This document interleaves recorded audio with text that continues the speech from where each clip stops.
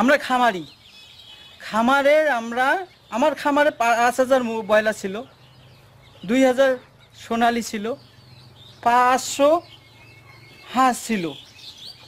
আমি যে খাদ্যটা কিনি খাওয়াইতেছি ব্রয়লারকে, সোনালিকে, হাঁসকে, খাওয়ার পর যেটা উৎপাদন আসতেছে সেই উৎপাদন আমরা যেটা বিক্রি করতেছি, বিক্রি করার পর সেই পয়সাটা আমরা আর ঘরে উঠাইতে পারতেছি না, ঋণ করে আবার খাদ্য কিনতে হতেছে।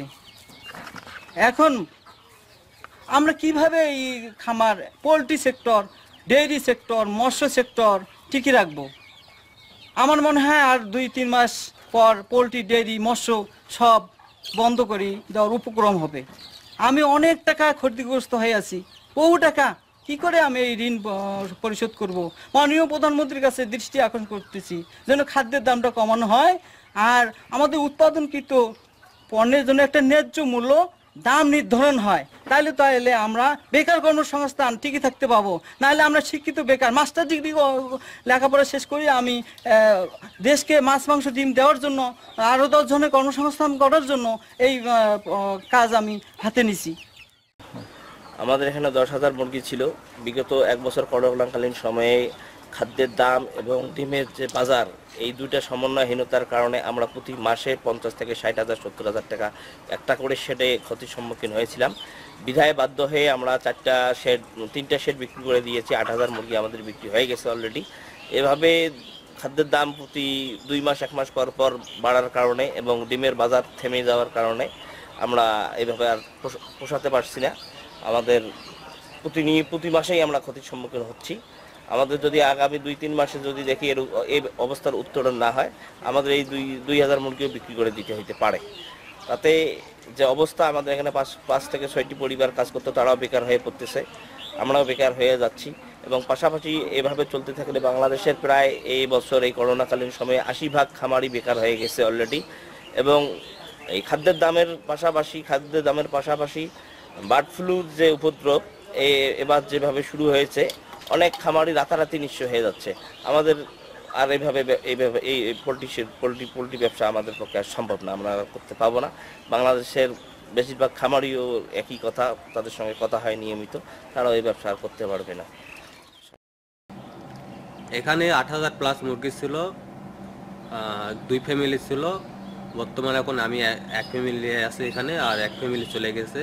খাদ্যর দাম বাড়ার কারণে মুরগিগুলো বেঁচে দেওয়া লাগছে, লাভজনক হয় না ডিম পাড়ানোর জন্যে। মহাজন লসের দিকে আগায়, এই কারণে 4,000 মুরগি বেঁচে দিছে। আর বর্তমান 2,000 মুরগি আছে। 8,000 জায়গায় 2,000 মুরগি আছে। বেতনও আমরা খুব সীমিত পাচ্ছি। এই বেতন দিয়ে কোনো মতে আমরা দিন ফুট কাটাই। তো এই মুরগিটাও যদি বিক্রি করে দেওয়া হয়, খাদ্যর দাম শুনতেছি আরও বাড়বে। যদি মহাজন এইগুলো মুরগি যদি বিক্রি করে দেয়, তাহলে আমরা দেশে যা কী কর্ম করে খাবো? আমরা তো এই কর্মই সারা জীবন করে আসতেছি। এখন যদি এগুলো মুরগি বেঁচে দেয়, তাহলে আমরা তো বেকার হয়ে যাব। আমরা তো খুব মুশকিলের মধ্যে আমরা দেশে যা করে যাব। যদি সরকার যদি খাদ্যর দাম যদি একটু নজরদারি কমানোর দিকে সিদ্ধান্ত নেয়, তাহলে সব মহাজনেরা মুরগি উঠাতে পারবে। সেক্ষেত্রে আমাদেরও কাজ হবে। 2 টাকা পয়সা কামাই করতে পারলে ছেলে বউকে নিয়ে সুখে শান্তিতে আমরা থাকবো। আমাদের বেশি চাহিদা না তো, আমাদের দুবেলা 2 মুঠো ভাত পাইলে আমরা খুব খুশি।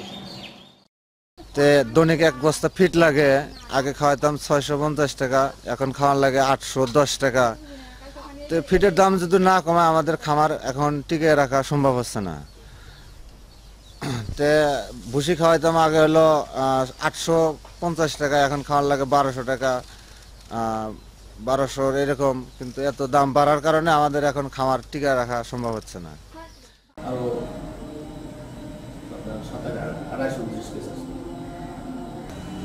কুড়িগ্রাম জেলায় বর্তমানে 15 শতাধিক হাঁস মুরগির খামার আছে। তবে বর্তমানে খাদ্যের মূল্য বেড়ে যাওয়া এবং পোলট্রি পণ্যের দাম কমে যাওয়ায় খামারিরা বেশ সমস্যা করেছিল। তবে বর্তমানে আবার নতুন করে বাজার পাওয়ায় তারা আবার নতুন করে শুরু করেছে। খাদ্যের যে সমস্যাটা, সেটা যদি আমার খামারিদের পরামর্শ থাকবে যে তারা স্থানীয়ভাবে ভুট্টা মাড়াই মৌসুমে যথেষ্ট পরিমাণ ভুট্টা সংগ্রহ রাখবে এবং অন্যান্য উপকরণ সংগ্রহ করে তারা নিজের খাদ্য সংগ্রহ করবে, তাহলে আসলে খাদ্যের কেজি প্রতি মূল্য কমবে তাদের লাভ হবে, আমরা এভাবেই খামারিদের পরামর্শ দিচ্ছি।